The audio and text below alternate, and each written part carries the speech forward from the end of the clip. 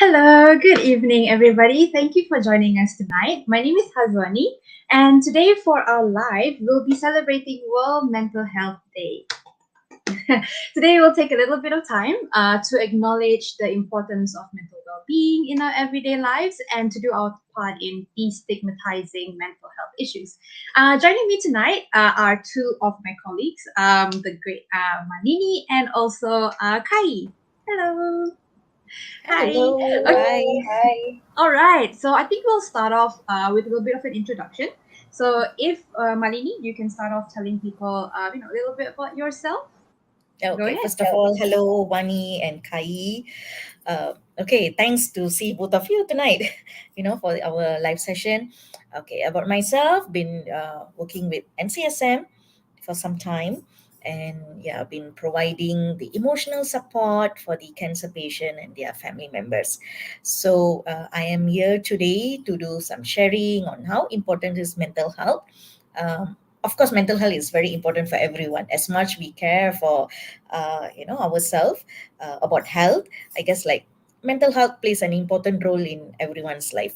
So I am here with NCSM, like journeying with the cancer patient, providing the support as much that we can, So, yep, so happy to be here today to do the sharing.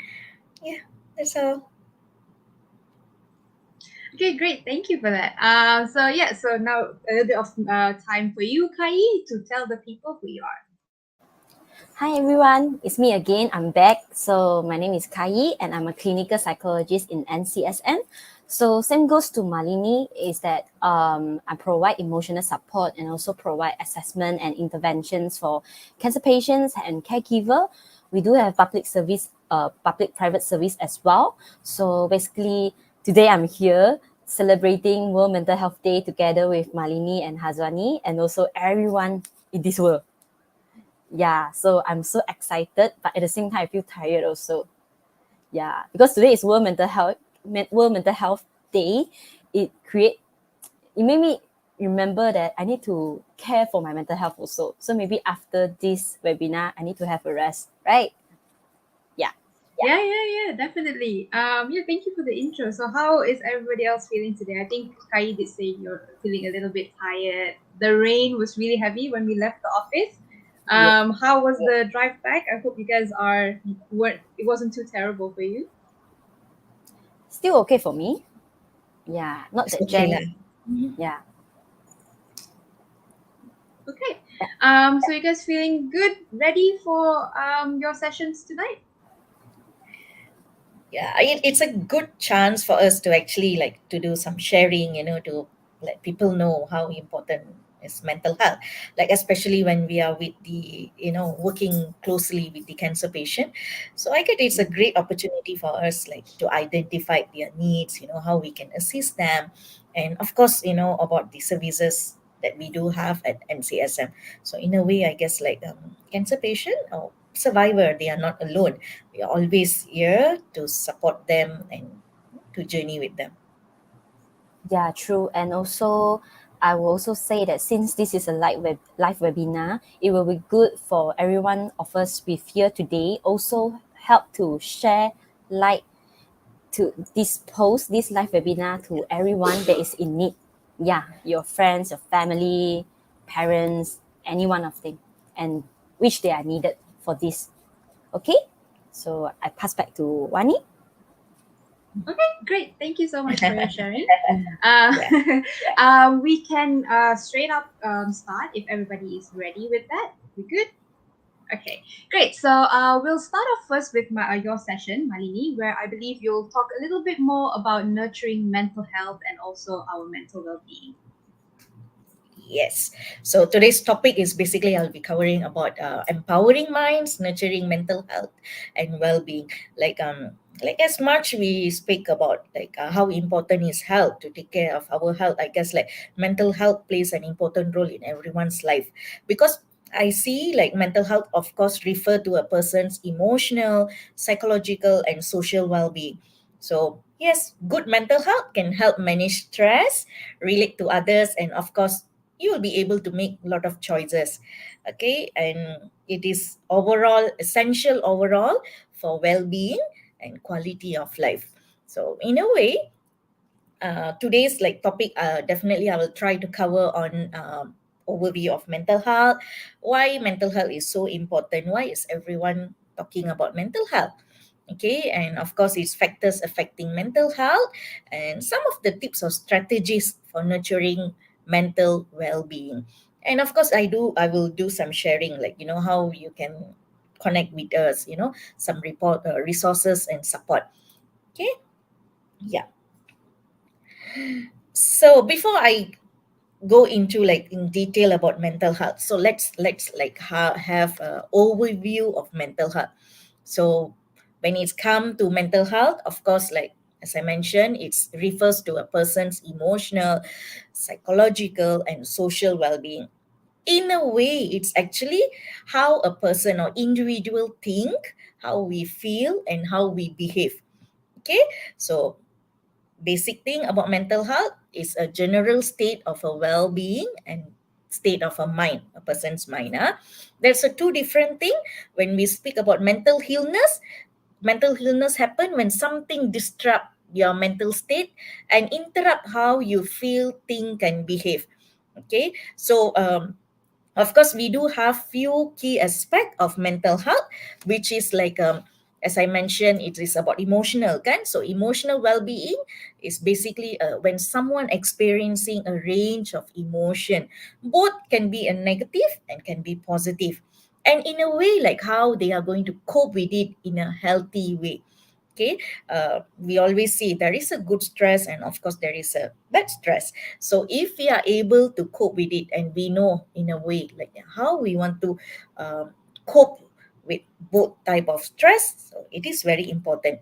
And when it comes to psychological well-being, it's included a cognitive function. This is where we always think it's about thinking, about reasoning, about like a problem solving. So this comes under psychological well-being.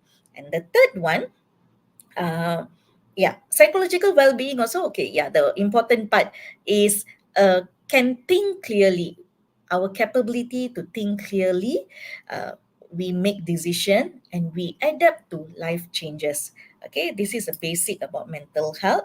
And social well-being, yeah, this is very important because mental health also plays an important about a person's social well-being.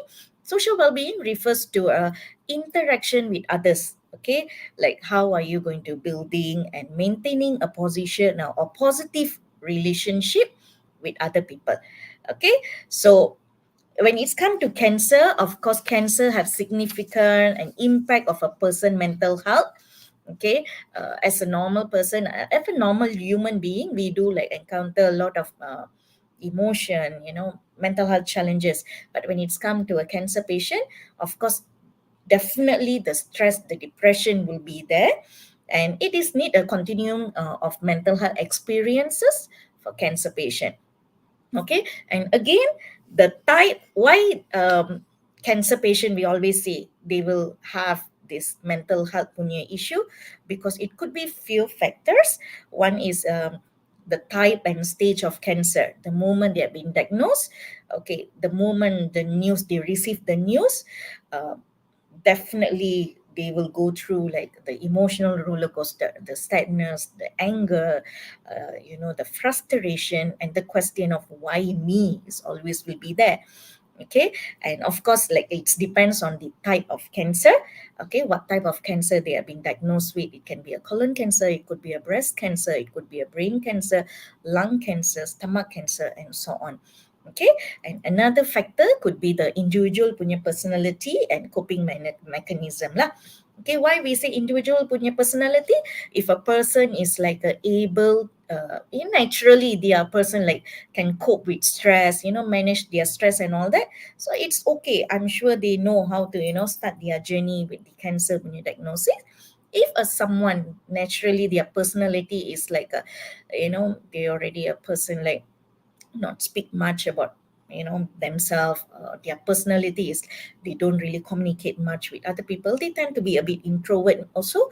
It can like be one of the factor of for their mental health. And of course, their support system plays an important role. Okay, need to know who's their closest family, friends, their spouse, their children. Okay, their support is very, very important. The more they have a good support system, the more chances for them to recover and able to cope with their mental health. And for those, like, before they diagnosed with cancer, we can see memang they already have like a, inability to cope with their stress. They already have like a trauma in their life, maybe childhood trauma ke, depression is already there. So it could like um, be another factor to affect them more in their mental health. Okay, so this is the general statement or general thing about mental health. Okay, why it's like everyone keep on talking about mental health? Okay, mental health plays an important role. As I say, it's like a lot of things is there. Why we need to look into mental health, why is like we have to focus on mental health. As I say, it's involve our overall well-being.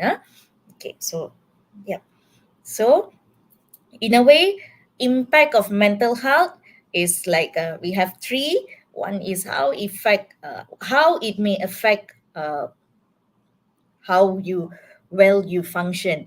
Okay, the second one like may interfere your health decision and action, and may worsen your health. This one is like we can speak about normal general people, and also it's about the cancer patient lah. Okay, newly diagnosed patient or survivor.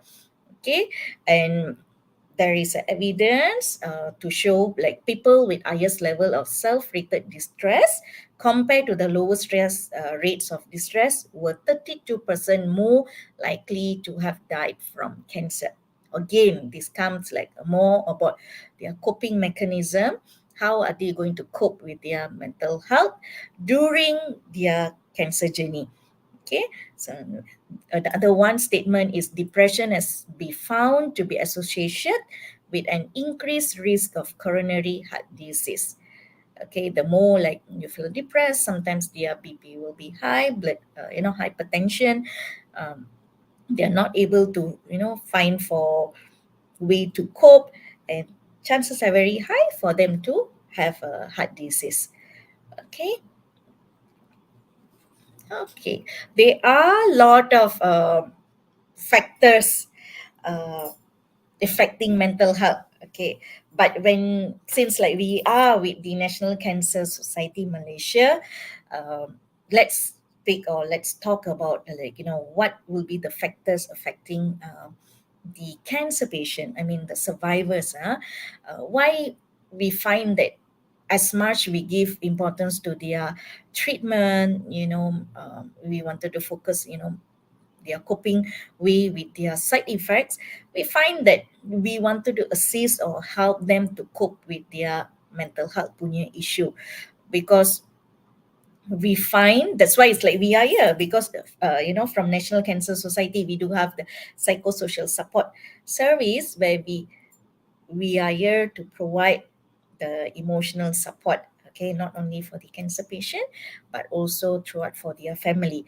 So when we look at what can cause them stress, factors affecting their mental health, the first one I would say it's like their diagnosis and treatment. Okay, I would say the initial shock of receiving a cancer diagnosis and their anticipation of treatment is very, very hard and overwhelming. Okay, it will be definitely a shock. It's not an easy thing for them to accept. Usually, they will really take time to start to think, okay, why it's me.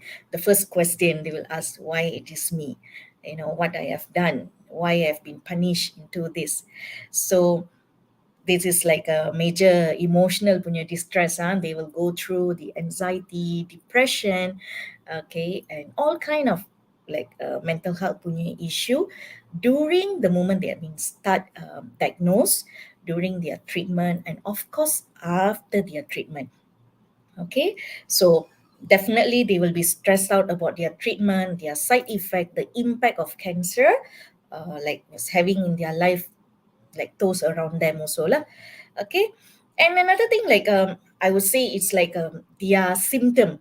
Okay, one of the reason like they find that the stress level is very very high, it could be the symptoms where we find that the pain, nausea, changes in appearance contribute to emotional punya distress. Okay, and of course we cannot deny like because most of our cancer patient, um, their financial stress is usually will be there. Okay, they come to us, ask how we can help them financially. So we can always say the cost of cancer treatment is very very high, and of course it is related to the expenses overall, treatment during their treatment, and this can lead to anxiety, depression, and so on. Okay, and the worry of cancer coming back the moment, like after they completed their treatment, when clear, okay, cancer is clear and all that, every time they go back to their appointment like 6 months once, like once in a year for a follow-up and all that, the fear will be definitely there. The fear of cancer coming back, they will start to have this anxiety, anxiety feeling like when the moment they wanted to have their scan and so on. Okay, and losing their part of bodies and scar will be another stress for them. Okay, why we say it's like they will go through the hair loss, difficulty in their weight, physical ability, some of part of their stomach has been removed, colon, if it is a cancer patient, they have to go for their mastectomy, they have lost, part of their body lah, basically inside. Okay, and the scars will be definitely will be there. Okay, and of course another stress will be about their relationship definitely sometimes are not going to be the same, especially with their family members, and could be with their society, with the society. Okay, yeah. So strategies, why as much like we want to identify what could be the factors affecting their mental health, especially for the cancer patient survivors. We also like to share some strategies for nurturing mental well-being. So yes, so we find that the best thing to do is self-care practice. Okay, if a patient, newly diagnosed patient, they are in dilemma, they are undergoing stress, depression, they don't know where to start, where to speak with, to whom they should to speak, so they can always contact us. We are here to guide them. So for today, maybe let me just share some simple self-care practices. Okay, we find that self-care is very very important, especially for cancer patients, as they can help to improve overall well-being. Okay, reduce the side effects of treatment and enhance the body's ability to cope with disease. Okay, the first one, we find that it is very important, uh, exercise, nutrition. Okay, we always say it's like we always refer our patient to our dietitian, in-house dietitian. Eating a balanced diet is very important for cancer patient to maintain their strength, support to the immune system, and manage their treatment punya side effect. Okay, so we find that balanced diet is very important. Exercise regularly, as much the right exercises will help to improve their energy level and reduce their fatigue. Okay, we also find their sleep hygiene. Okay, the more they have a good rest during their treatment, after their chemo, after their radiotherapy, it can really help them to recover soon. Okay, so sleep is essential for healing and managing the side effects of cancer treatment. Okay, so it's very important to establish a bedtime routine and consult the healthcare team if you yourself, or if you know anyone who's like have a sleep punya difficulty. Okay, so other than that, stress management. Of course, we are here, myself as a counselor, and we do have like later Kai will do a sharing session on how to manage stress. We emphasize on relaxation techniques such as deep breathing, meditation, and yoga can help reduce anxiety, and of course, overall punya well-being. Okay, so again, mindfulness and meditation. Okay, the more person, it's like a normal person, practice mindfulness and meditation can help improve their mental and social well-being and enhance their sense of control. Okay, so other than that, we always say that be kind to your mind. When he says, like, again, mental health is very, very important, especially when you are in a journey of cancer. So do reach to anyone who can, you can speak about your emotion, feelings, and so on. So remember that coping with cancer and its impact on mental health, it's an ongoing punya process. It's okay to ask for help, okay, and seek for support whenever you need it. Definitely, we are here to help you through this challenging punya journey. Allowed us to journey with you. Thank you. Thank you for your sharing, Malini. That was like quite insightful, and of course, be kind to your mind, quite important, and something we say all the time Yeah. around here. And I think to continue on that point as well, we'll carry on to Kai's session, where I believe she will talk more on mindfulness and how that can help you in your daily life as well. Kai, take it away.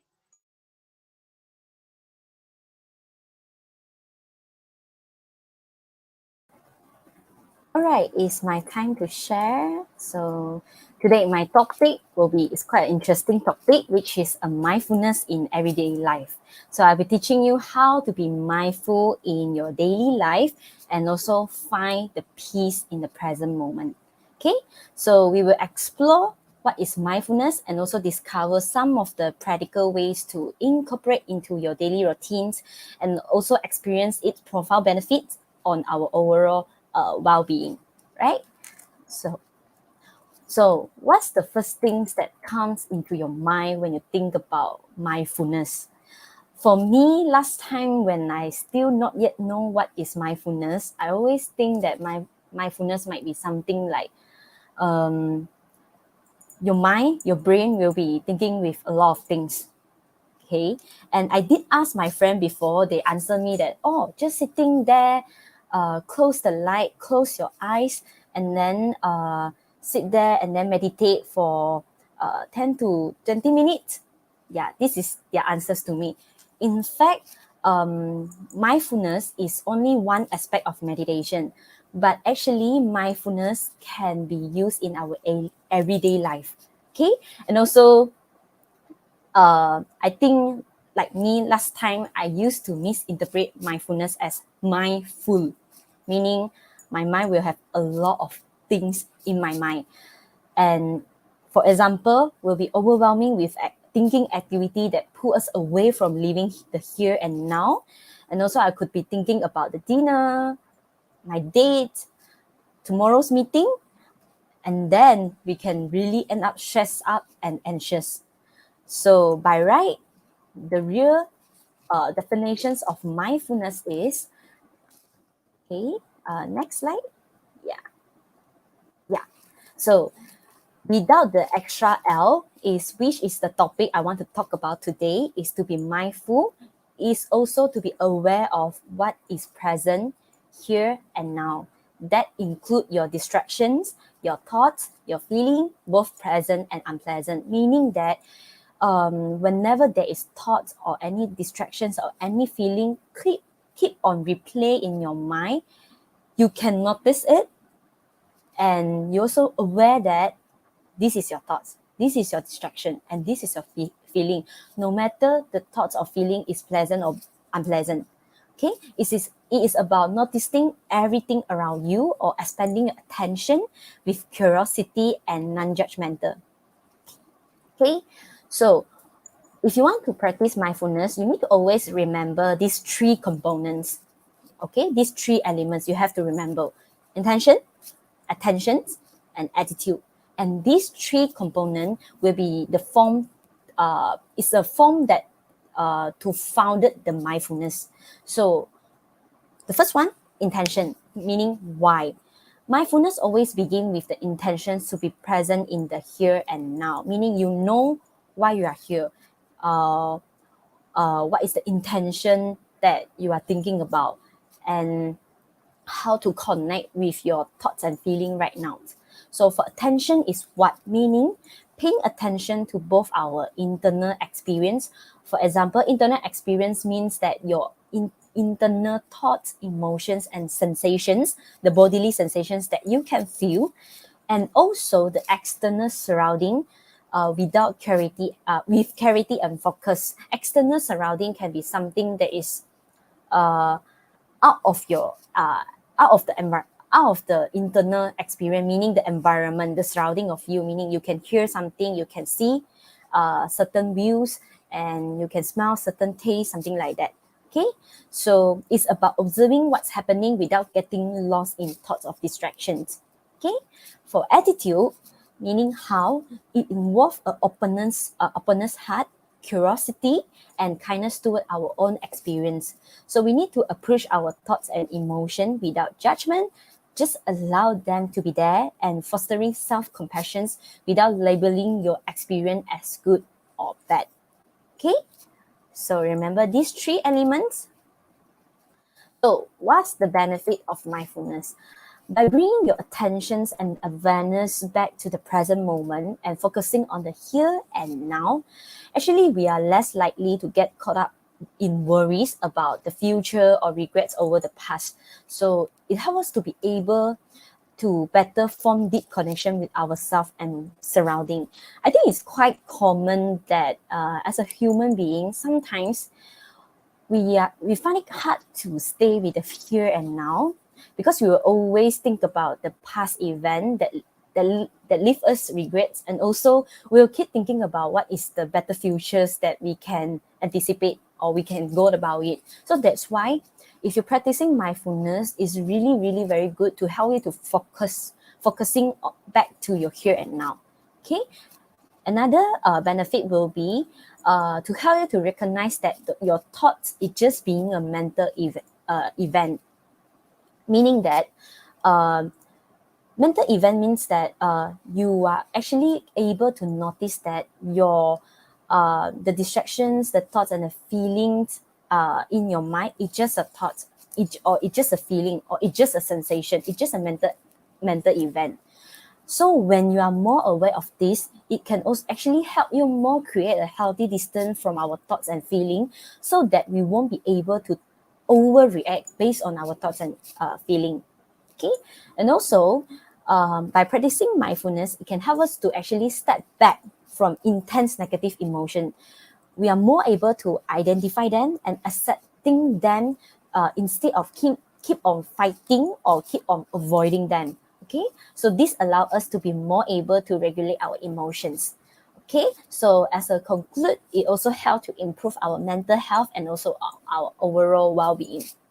Okay, so now I'm going to give you certain practical tips for mindfulness that you can use in your various aspects of life. Okay, because still remember just now that I mentioned mindfulness can be used in our daily life. Okay, for example, mindful morning rituals. Okay, meaning that start your day with a few moments of stillness, breathe deeply, and set a positive intention for the day ahead. Okay, and then for mindful eating, savor each bite. It's just like when you order something and when the food is in front of you, and when you start eating the food, just be enjoying the food as much as you can. Savor each bite of your meal, appreciating its taste, the texture, and also nourishing the qualities. Okay, and also mindful movement means that engage in physical activity like yoga, walking, or stretching with full awareness of your body sensation. Just that just like when you're doing yoga or when you're doing some exercise, your mind, you are sometimes, like for myself, maybe I use you myself as an example will be easier. Sometimes when I do yoga, I did realize that my mind will suddenly flew off. It's just like I can actually notice that my thoughts will be thinking about tomorrow what's my dinner, tomorrow what's my what am I going to do. So it's very normal. Okay, so how should I focus back to my yoga is that I notice that I have this thought, and also I notice that I will have these distractions. So now what? Meaning the thoughts and the distraction is still there, but I can still continue my yoga. Okay, so this mean mindful movement. I can still enjoying my yoga at the moment. Okay, have the full awareness of your body sensations. Okay, and then mindful communications. Oh, sorry, not mindful communication. It's mindfulness in daily tasks, meaning you infuse your mindfulness into everyday activities like you're washing dishes, you're doing your house chores, driving, or even folding laundry by focusing on the task at hand. Okay, and after that, mindful moments of pause, meaning throughout the day, just like because you have to work maybe 8 or 9 hours a day, remember to take a short break to pause, to breathe and center yourself, especially during those busy and stressful moments like the one I mentioned just now. If you work too hard, if you work 8 or 9 hours a day, remember to give yourself a short break. Okay, and then lastly will be mindful communications, meaning listen actively and without judgment when talking to others, truly hearing their words and emotions. So for example, when your friend try to tell you something, or when your boss, when your colleague, when your manager tell you something, be mindful.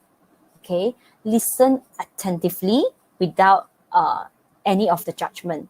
And then after that, hear them after you listen, and then try giving back the feedback that you wish to be giving. Yeah, so this is called mindful communications, right? So next, okay, I will give some tips on how to practice mindfulness. I will give this step by step guide. Okay, try to remember this technique called stop, STOP. Okay, I will give an example. Like it's like just imagine or notice that when you are feeling anxious, when you are feeling stressed or in a low mood at any time of the day. Okay, maybe you are in work, or maybe you are alone in your room, or maybe you are outside. If you ever notice that when you are feeling anxious, stressed, or in a low mood, quickly take this step, stop. Okay, remember this stop in your mind. S mean stop. Whatever you are doing, just pause momentarily. Just stop for a moment. Okay, and then after that, T. T means take a deep breath. Okay, take a deep breath and reconnect with your breath. And this breath is something that can help you to focus at the present at the moment. You can do something like 4-7-8 breathing technique or box breathing to help you to be able to breathe slowly. Okay, try to reconnect with your breath first and then come to this O. O means observe. Okay, observe means notice what is happening inside you and outside you. So try to think about, where has your mind gone? What do you feel? What are you doing? So I can give an example lah, meaning if externally, you can try to describe what you can see right now or what you can hear right now. Maybe you see trees, you hear people talking, and I feel warm. I smell my own breath, something like that. This is called external. Just describe what is your external experience at the moment. So for internally, you can try to name your thoughts and feeling. For example, you catch your thought saying that, oh, I noticed that this is the anxiety feeling. I noticed that this is a fear feeling. I'm afraid of something. I'm anxious over something. I'm depressed. Yeah, you can try to name your emotions, and also you can also try to catch your thoughts, meaning maybe you when you're anxious, you know the reason of, oh, I'm keep thinking about things will not work out, tomorrow will be a worse day, I'm not good enough. Just quickly catch your thoughts and also catch your feeling. And after that, P, proceed. Okay, P, proceed, meaning that continue doing what you were doing, but it really depends. Sometimes maybe you don't. Okay, you try to use the informations gained during this check-in, the check-in that I mentioned just now, the STO, to change the course. If you realize that, oh, you really notice this anxiety, and also you notice the thoughts that you are having, and you're still able to proceed whatever you do right now, then just by any means, just go ahead to continue with what you can continue to doing. Okay, but if you realize that if you are not, and you still feel a bit anxious, just give yourself more time to be at the present moment. remember just now, try to describe the things you can see externally, because when your mind is fully focused about describing the externally things that you can see, actually you are focusing about describing things rather than keep or dwelling about the negative event or negative thoughts or negative feeling that's surrounding you, okay, surrounding your mind. All right. So, and also always noticing that you are ruminating and back to the present and continue to be mindful. So remember, STOP, stop, take a deep breath, observe, and proceed. Right? So, in conclusion, in the midst of all this mindfulness practice, remember to be patient and compassionate with yourself. Okay, being kind to yourself, just like how Malini mentioned just now. So, on top of curiosity on your emotion and your thoughts and your distraction and overall, non-judgmental is a key. So there's no need to judge your thoughts actually, or to judge yourself for having many thoughts. Actually, it's very, very normal. Be a compassionate observer as you ask yourself, in this moment, am I mindful or mindful? Okay?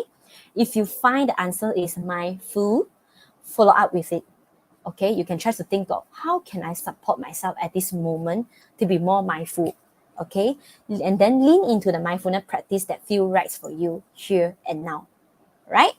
So before I end the webinar, I just want to give a message to you all.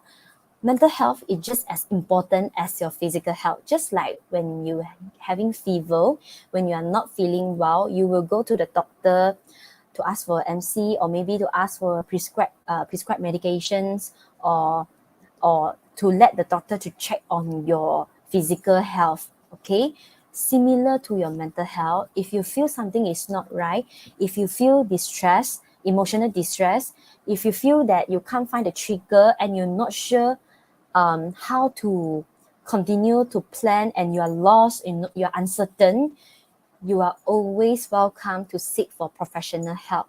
Okay, seek for professional help, meaning clinical psychologist or counselor.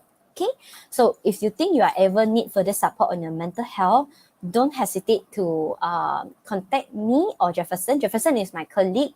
He's also a clinical psychologist as well. Don't hesitate to contact us, okay, or also contact Malini. So if you have questions on cancer-related matters, you can also speak to us by contacting to our NCSM hotline 1-800-88 and 1000, or email us at help@cancer.org.my. Okay, not to forget that I'm part of the psychosocial support service, and my team comprising of dietitian, peer support, counselor, patient navigator, and clinical psychology, play therapists. So if you ever need the support, feel free to let us know by contacting to our NCSM hotline. So that's all from me. Thank you. Thank you so much, Kai, for all of your sharing on mindfulness. Unlike what people usually think about mindfulness, there's actually like a lot of small things that you can do in your everyday life that kind of injects more mindfulness into your day, which is very nice to know. Okay, so I think we have quite a bit of time. So I believe we can open up the floor for some Q&A of some questions. So if anybody has anything they'd like to ask, anything you want to know, feel free to shoot us a question. Remember, this is a safe space, so there's no such thing as a stupid question or something you shouldn't ask or something you're afraid to ask. Just ask if you have anything you'd like to know. Okay, so the first question comes from Nur Anis Farhani. She asked, if someone has the tendency to repress their feelings, can it actually contribute to them getting physically ill? Okay, this question is quite interesting, and thank you so much for your questions. For a person, I think I will answer these questions lah. Yeah. So basically, if a person have tendency to repress, meaning suppress, right, their feeling, it can actually contribute them to get physically ill. I can give an example. It's just like when someone is anxious, okay, you can feel certain bodily sensations in your physical health. For example, you will feel that your chest is tight, your muscle is tight, you feel your heart rate is very fast, and also your hand or leg shaking, and maybe cold sweat on your legs, and also your head around you, or maybe you felt that the loss of control. So a lot of people will contribute this as an anxiety attack. Okay, or maybe those who don't know what is anxiety attack, they will thought it's heart attack. So they thought it's a physical health problem.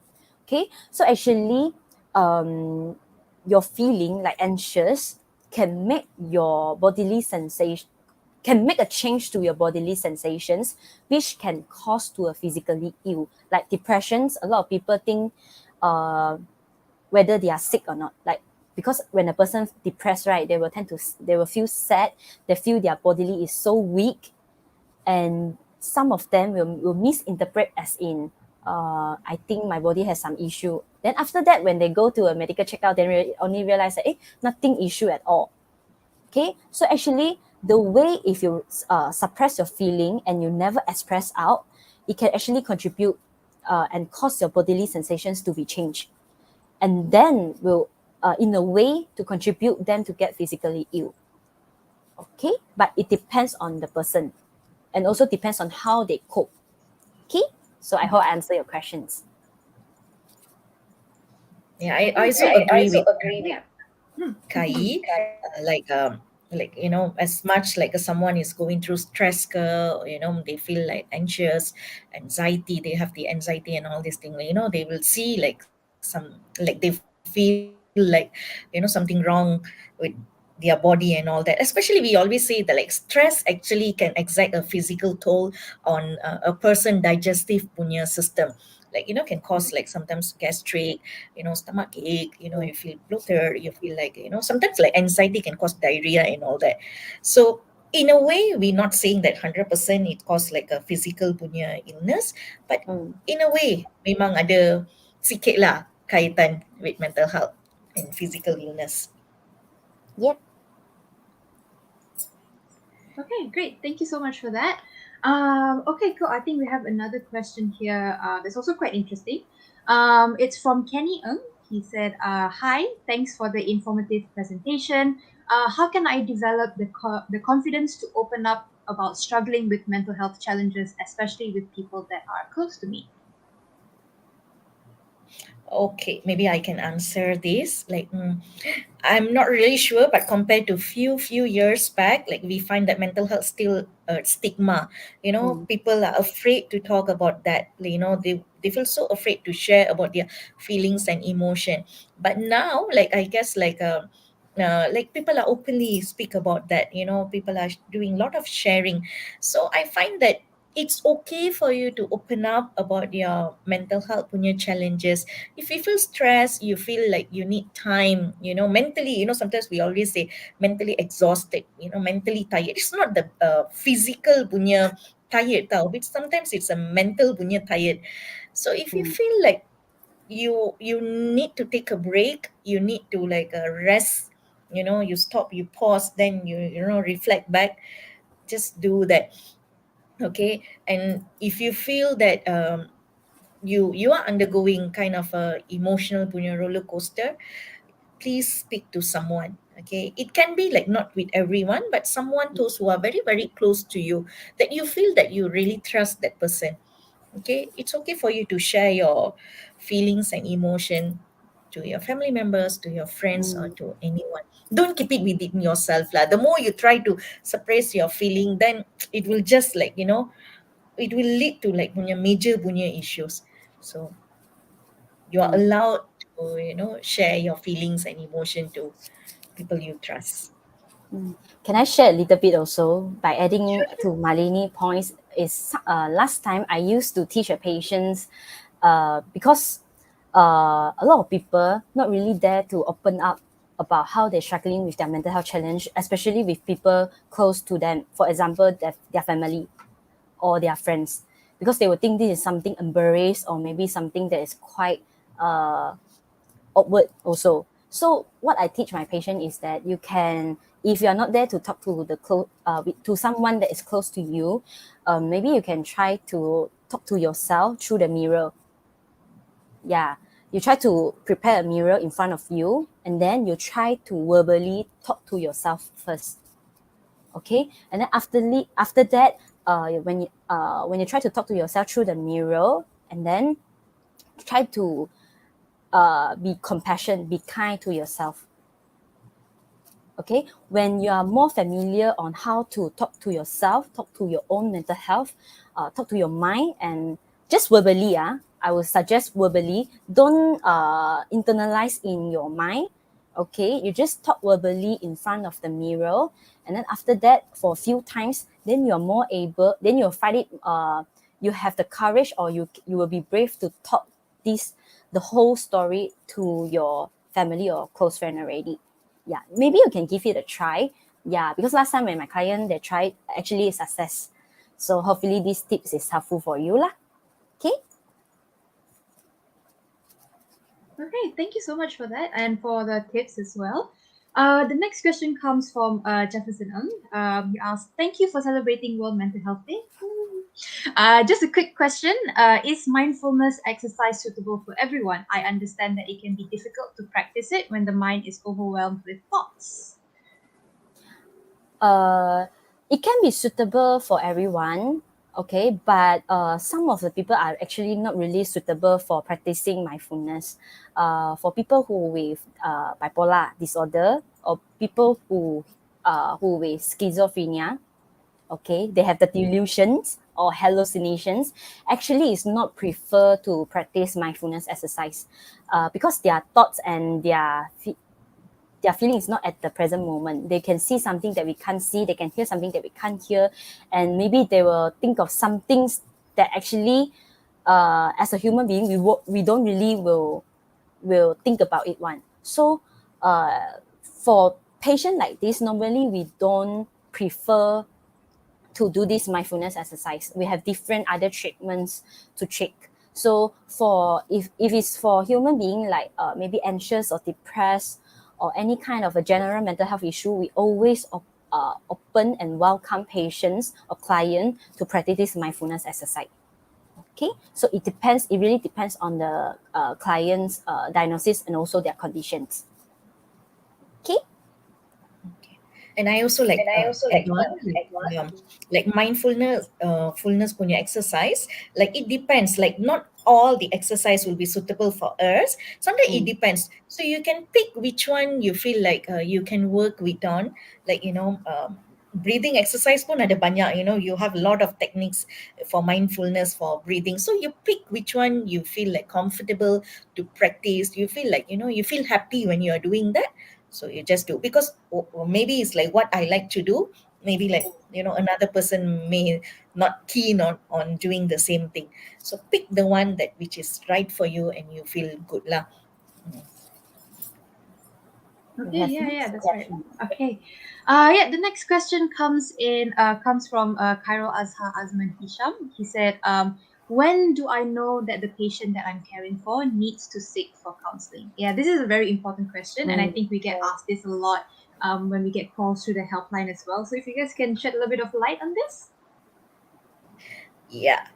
Okay, the moment, I guess, like of course, like everyone can go and seek for help, you can speak to a professional, a counselor, a therapist, with anyone, but when it's come to a cancer patient, I find that the moment they have been diagnosed, they receive the news, it's better to connect them with the professional, in a way they can speak to the counselor, they can speak to the CP, and we also can connect them with peer support, group support, and so on. So I find that the moment someone has been diagnosed, it's important to connect them, because I find that memang they will undergoing lot of emotional punya roller coaster, okay, because cancer punya journey, the moment they has been diagnosed until they reach the survivorship, the emotional punya up and down will always be there. So it's better the moment they have been diagnosed lah. Kai, maybe your thought? Yeah, and I always emphasize that a lot of patients actually ask me these questions, or caregiver ask me this question is like, treatment first or seeking for psychological help first? They will ask me this question. Actually, there's no like this first or that first. Okay, it can become together. Okay, because like I said just now, seeking for mental health professional It's not when the time that you find yourself distressed, then you go and seek help. Okay, it can be also if you just would like to have a mental health check-in, you want to have a mental health assessment, you also welcome to seek for help. So this is very normal. Okay, and also I will give more tips is that when do you know that patients that you're caring for need to seek, no matter it's counseling or psychotherapy. So it's the moment when you find the patient is quite distressed. Okay, also when the moment they are not able to functioning well in their daily life. Okay, and also they abuse maybe alcohol. Okay, their coping mechanism is unhealthy, alcohol, smoking, and all that. Okay, and also they find it hard to accept their diagnosis, just like how Malini mentions. And also maybe when they are in treatment, they experience side effect. Okay, then we can do certain pain management intervention. Okay, and also the last thing will be if the patient have the risk of suicidal intentions or ideation, then it's time to seek for help. Okay, don't wait until it's too late. Okay, so do we still have questions? Yeah, we do have one more question. Thank you so much for that sharing. The question comes from Christina Low. She asks, how do we tell someone who has depression to seek help if they are in denial? I think it links back to your previous question, but this is more specific, right? Yep. I answer. Okay. Uh, how do we tell someone who has depression to seek help if they are in the island? Actually, Wani already read out, but I just want to double confirm if I understand this sentence wrongly. I would say that if they are in denial, for my opinion, don't push them to seek help first. Yeah. Try to be active listening to them first. Yeah, because they are already in denial ma. If you still push them to seek for help, they are more in denial. Yeah, they will only think that if you ask them to go for seeking psychological consultation, it will be means that they're having mental illness. So means that they think that you label them. Okay, so when they are in denial, don't push them to seek for help, and also try to be active listening. Try to communicate with them. Okay, so that they only can be honest and open to talk to you. Let them to talk to you first if you are someone close to them. Okay, so until they are more ready, until they are more stable and willing to seek help, then only you encourage them. Okay, always remember that if the patient or the client itself is not willing to seek help, any one of us around the patient or clients will also not being able to push them to seek help because the patient already not willing ma.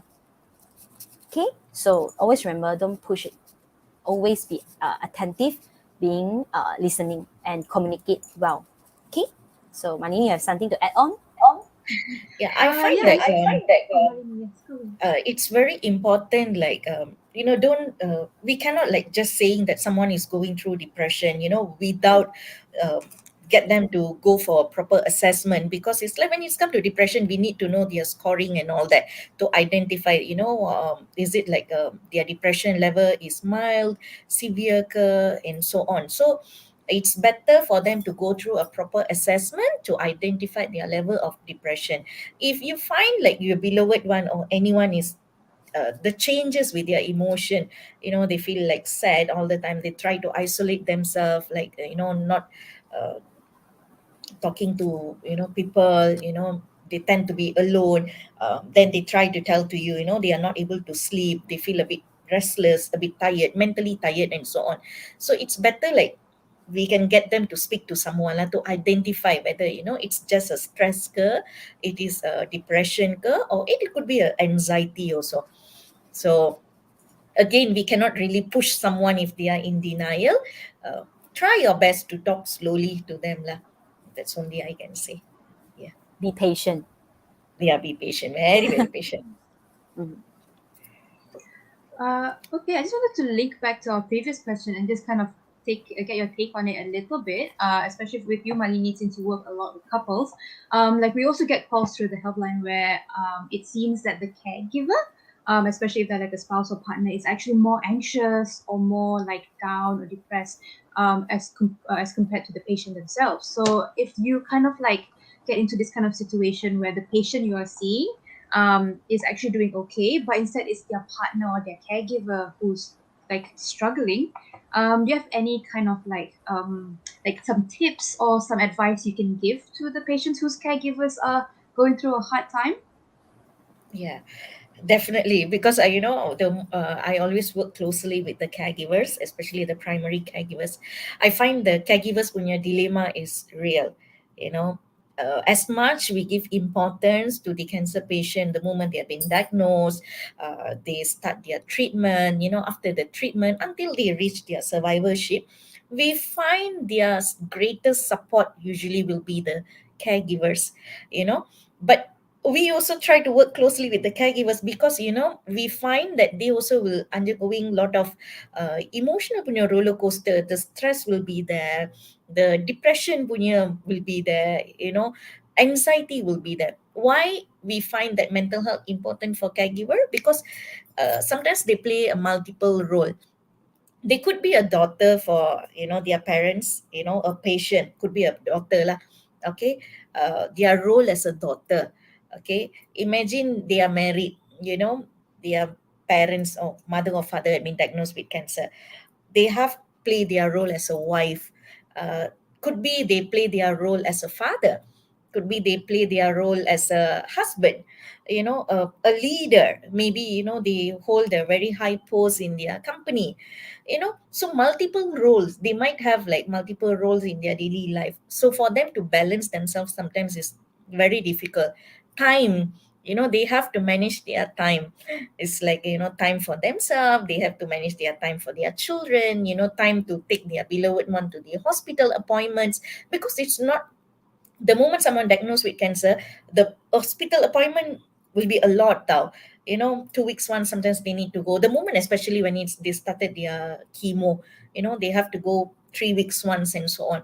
So the caregiver actually have to be a very macam tough role for them.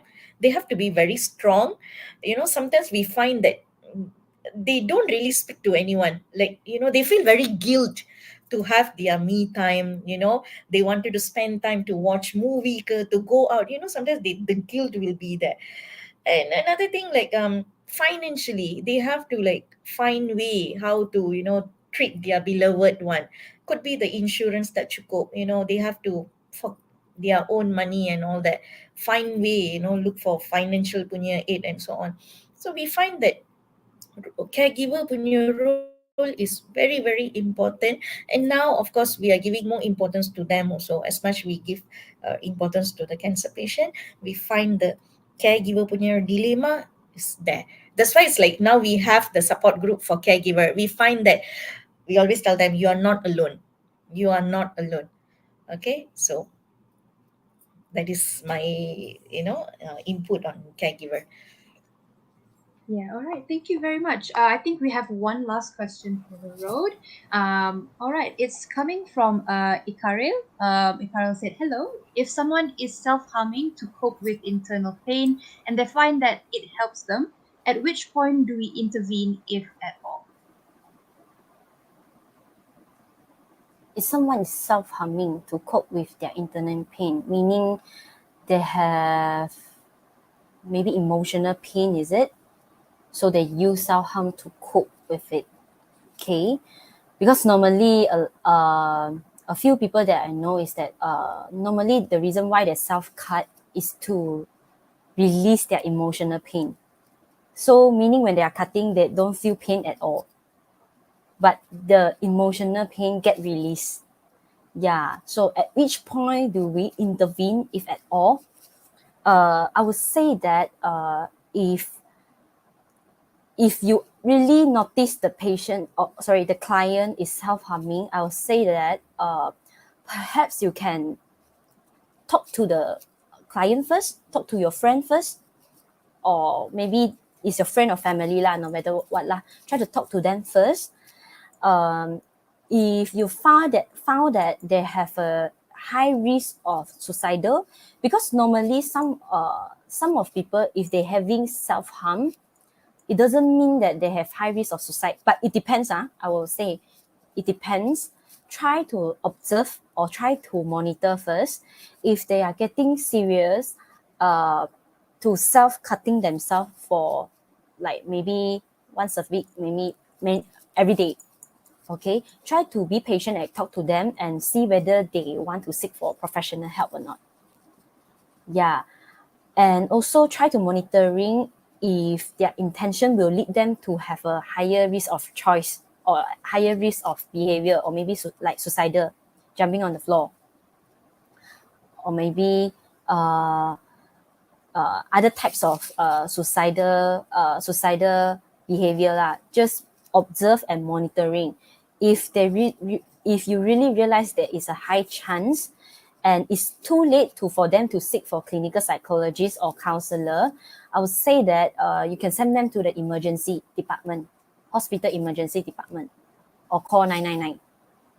Yeah, because normally counseling and clinical psychology, we work within the working hours, but the emergency actually work 24 hours. They can actually intervene. So I would say, don't react first. Try to monitoring. If they really keep on harming themselves, and if they are okay to talk to you, so you can be honest and be open to talk to them. How do you feel when you see them harming themselves? Yeah, active listening is very important. Like I say just now, listen to them. Listen why they are using self-harm as a coping strategy. Don't say something like, you don't do this. This is not good. Because they already think that this is something is help them to, and also think that this is something that can help them to release the emotion. So don't give judgmental comment. I know this is something not good. Definitely every one of us here, we know it's not good. But if you say, don't do this, don't do that, it will give patients or client more pain, because they really can't find some other healthy coping strategies to help them anymore. So listening to them first without giving any judgmental comment. Okay, and also keep on monitoring if they are having high risk. If you can't find the counselor or clinical psychology within that time, go to the emergency hospital department. Okay, so I hope I answered your questions. Okay, great. Thank you so much to both of you for your sharing and also for answering all the questions our audience has today. So a quick recap of what we've covered tonight. As Maini spoke about, there are a lot of things that can actually affect our mental health and our mental well-being, and sometimes these things are like out of our control, right? However, there's a lot of things that can be done if you find yourself in this space. There are things that you can do, such as Kai said, you can focus on the present, let go of the past, and let go of the future. And also, as we all say throughout the night, remember that if ever things get tough, there are always people that can help. We are here to journey with you, and you are not alone. So if ever you'd like to connect to our psychosocial support services, or you just like to chat with someone about what you're going through, about what's been going on, call us, or rather call me. Specifically, you can reach us at our toll-free helpline, the 1-800-88-1000, or you can email us at help@cancer.org.my. So you'll reach myself or one of my friends, and we'll be there to listen, and we can talk about what's going on. Many thanks again to Malini, to Kai, and to everyone who have made time for us tonight. I hope that everybody has a lovely night, and hope that we will see everybody again soon. All right, bye-bye. Bye.